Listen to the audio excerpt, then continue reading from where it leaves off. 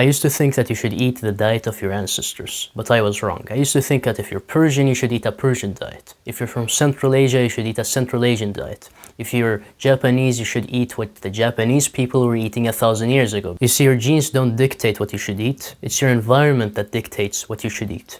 If you're Persian and you migrated to, let's say, Europe, or you're Middle Eastern and you migrated to Spain, which is historically accurate, you wouldn't eat the stuff from your home country, from the Middle East. You would eat the stuff in Spain. You would eat the food in the conquered territories because that's the food around you. You can't rely on imports from the Middle East, you would eat locally.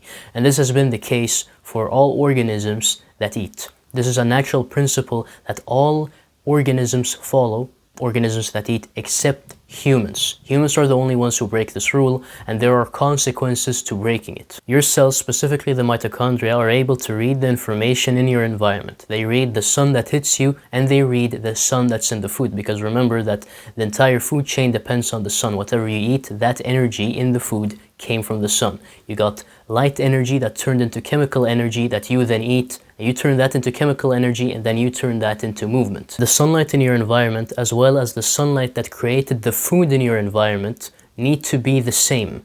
If they're different, if you're getting sunlight in your environment and the food is from a different environment where the sun is very different in its nature, there's going to be havoc in the cells because your body's constantly trying to optimize you to one environment to work efficiently. If it's getting inputs from two different environments, it can't optimize you to that environment. So remember, if you go on a trip, you should eat the food that grows locally in that environment. If you move to another country, you eat the food there.